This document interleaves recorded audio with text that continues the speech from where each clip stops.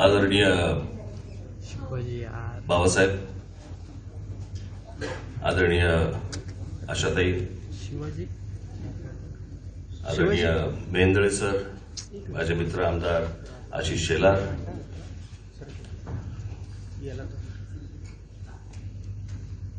सन्माननीय व्यासपीठ आणि अर्ध्या झाकलेल्या आणि अर्ध्या उघड्या चेहऱ्याच्या माझ्या बांधवांनो, भगिनींनो,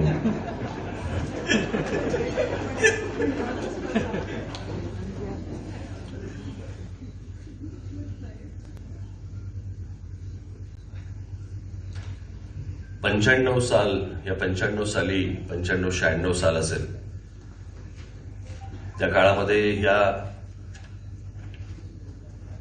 शिवसृष्टीची जागा ही संस्थेला देण्यात आली होती. त्यावेळेला या रस्त्यावरती काही नसायचं. इतक्या वर्षानंतर मी आज या शिवसृष्टीमध्ये आलो. या शिवसृष्टीमध्ये दाखल होत असतानाच मला जुनी शिवसृष्टी आठवली, जी बाबासाहेबांनी शिवाजी पार्कला शिवतीर्थावरती साकारली होती 1974 साली. त्यावेळेला मी 6 वर्षाचा होतो.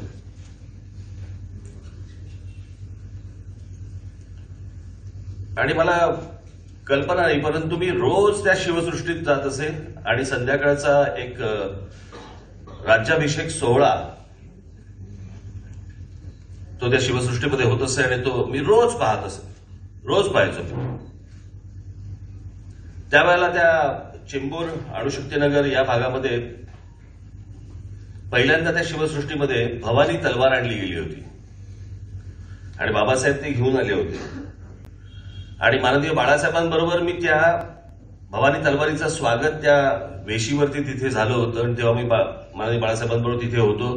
त्यावेळेला पहिल्यांदा माझ्या आयुष्यामध्ये 6 वर्षाचा असताना मी बाबासाहेब पुरंदरे या व्यक्तीला मी सर्वप्रथम पाहिलं.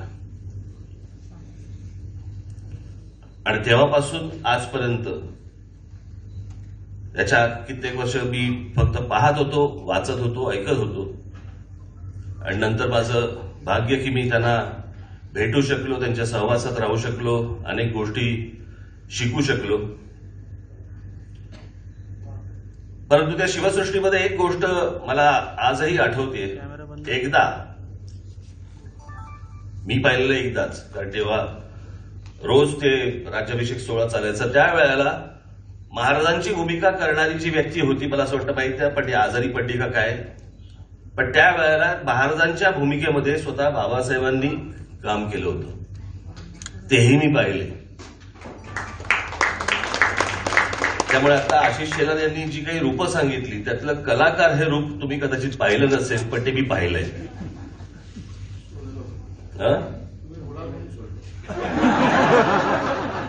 तरी पाहण्याचा योग नाही आला. त्याला भाग्य लागतं. इथे बाबासाहेब बसले, इथे आशाताई बसले आहेत. यांच्या वयाच्या फक्त आकडे मोजायचे, याच्या पलीकडे आपल्यात काही नाही. कोण म्हणेल ते 88 वर्षाचे?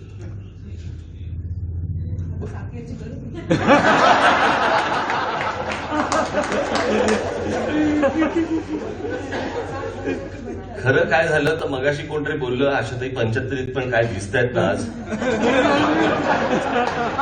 मी म्हटलं जरा सार्वजनिकरित्या सांगून टाकावं. पण तुम्ही सर्व लोक ज्या प्रकारे वावरता हे पाहून आम्हाला आमच्या या वयामध्ये हुरूप येतो. ही सगळ्यात महत्वाची गोष्ट आहे. बाबासाहेबांना विविध मी ठिकाणी भेटलोय. विविध विषय मी त्यांच्याकडनं, मला जे प्रश्न पडले ते मी समजून घेतलेत. इतिहासातले प्रश्न समजून घेतलेत. मी त्या दिवशी बाबासाहेबांना जेव्हा वाढदिवसाला भेटल्यानंतर मला काही पत्रकार भेटले आणि पत्रकारांनी मला बाबासाहेबांविषयी विचारलं. मला त्या संपूर्ण शिवचरित्रामधली सर्वात आवडणारी गोष्ट जर कुठची असेल, अर्थात छत्रपती शिवाजी महाराज हीच आहे. परंतु बाबासाहेब ज्या प्रकारे सांगतात, बाबासाहेब ज्या प्रकारे लिहितात, त्यातली सगळ्यात महत्वाची गोष्ट आहे की ते इतिहास जरी आपल्याला सांगत असले तरी वर्तमान आपण कसं भानावरती यावं हे सांगत असतात. की इतिहासामधनं चांगल्या झालेल्या गोष्टी इतिहासामध्ये या आपण विसरलो तर नाही ना, तर त्या सुधारून घ्याव्यात. आणि इतिहासामध्ये आपण काय चुका केल्या आहेत त्या पुन्हा करू नयेत हेही ते सांगत असतात. बाबासाहेबांचा मला एक किस्सा मला जरूर आठवतो की ज्याचा इतिहासाशी पण संबंध आहे आणि वर्तमानाशी पण संबंध आहे. काय नाहीतर नुसता इतिहास ऐकायला गेलं तर फार वृक्ष वाटतो. परंतु बाबासाहेब ज्या पद्धतीने ज्या वेळेला आपल्याला इतिहास सांगतात तो ऐकताना पूर्णपणे जसा स्क्रू फिट व्हावा आतमध्ये तसा तो इतिहासाचा प्रसंग अख्खा फिट होऊन जातो डोक्यात. मला बाबासाहेबांचं एक व्याख्यान आठवतं.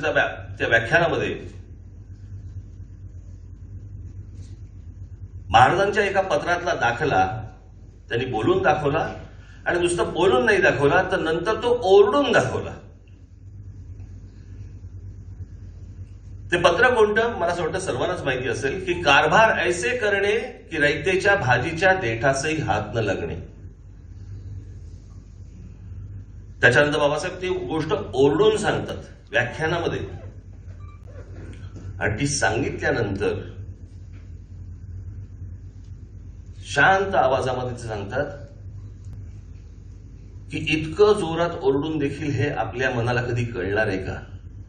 पुढचं वाक्य हे वर्तमानाशी निगडीत असतं आणि ते सांगतात आजही मला असं वाटतं की प्रत्येक मामलेदार कचेरीमध्ये जाऊन हे कोरून ठेवावं.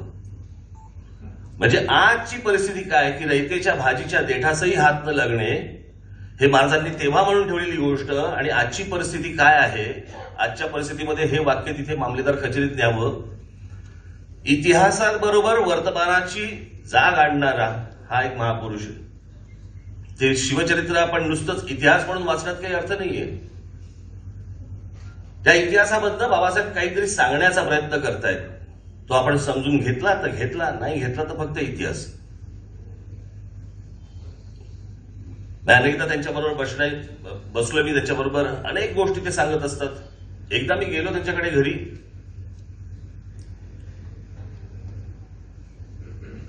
खालच्या तळमजल्यावरती तर बाबासाहेब एकटे बसले होते. अजून एक कोणतरी व्यक्ती होती आणि हजारो तलवारी, जुन्या हजारो तलवारी, त्यातल्या तलवारी एक एक घेऊन बाबासाहेब साफ करत बसले होते. मग त्यांनी मला सांगितलं की प्रत्येक तलवारीला एक भोक असतं. मग त्याला एखादा 2 असतात, काहींना 3 असतात, काहींना 1 असतं. 1 म्हणजे काय तर 100 माणसं मारली. 2 म्हणजे काय तर 200 माणसं मारली. आता ह्या सगळ्या गोष्टी या अन्यथा कशा कळल्या असत्या आपल्याला. आणि त्या तलवारींचं वजन वगैरे या सगळ्या गोष्टी पाहिल्यानंतर तेव्हाच्या सर्व आपल्या मावळ्यांचं कौतुक आहेच. अभिमान वाटायला लागतो. मला मगाशी तर जास्ती अभिमान वाटला मी जेव्हा ते डोक्यात घातलं त्यावेळेला. हे घालून लढत कसे असतील.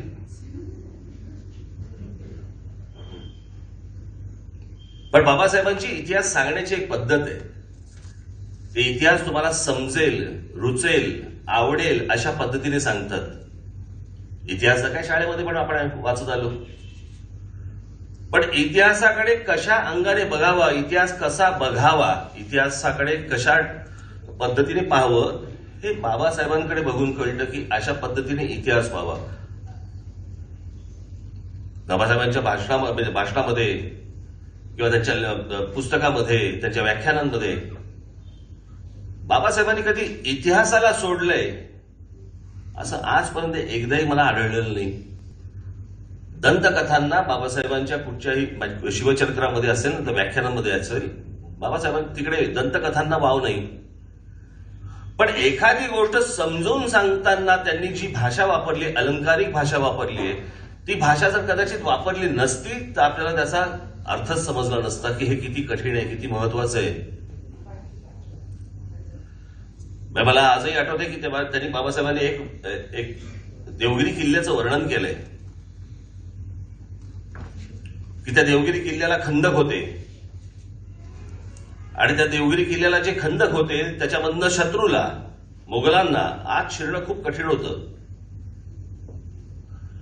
देवगिरी किल्ल्यामध्ये मोगलांना शिरणं कसं किती कठीण होतं, तर सीतेच्या हृदयामध्ये रावणाला जितकं शिरणं कठीण होतं तितकं देवगिरी किल्ल्यामध्ये मोगलांना शिरणं कठीण होतं. आता फक्त बसलं की नाही डोक्यात की देवगिरी किल्ल्यामध्ये शिरणं किती कठीण होतं. हे तेवढ्या पुरता त्या गोष्टी सांगून तुमची ती गोष्ट इतकी पक्की बसवतात की तुम्हाला लगेच कळतं की हे किती कठीण येते. आणि अशा प्रकारे तो इतिहास बाबासाहेब इतकी वर्ष सांगत आले.